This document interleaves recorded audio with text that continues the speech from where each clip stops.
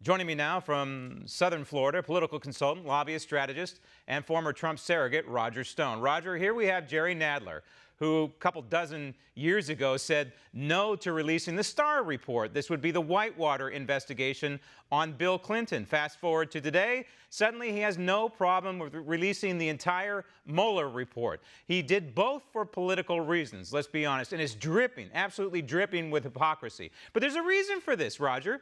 He wants the information out there to ruin more lives. He knows there's unsubstantiated, uncorroborated, and salacious material contained within the report that he wants to get out there in the public domain.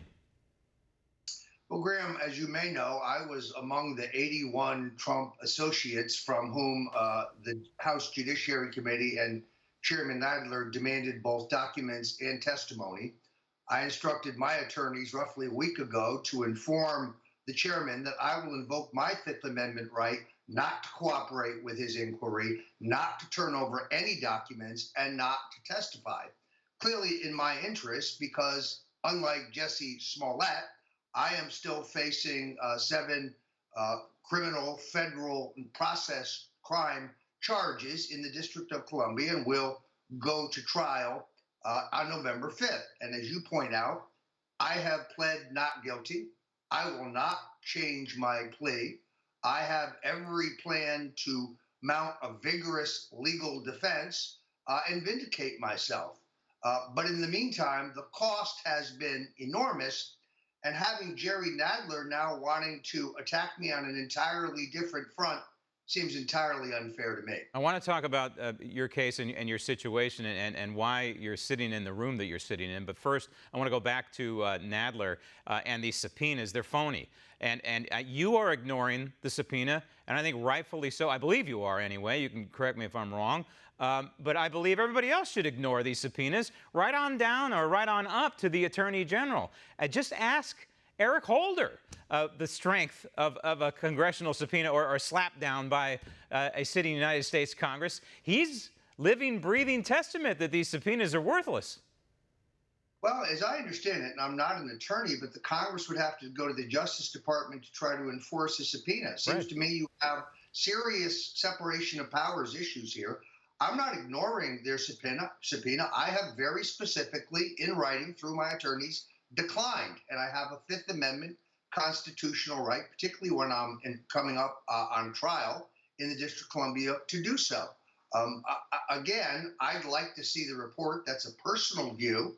But I would also count on the special counsel and the attorney general to do what's legally correct, what's legally proper.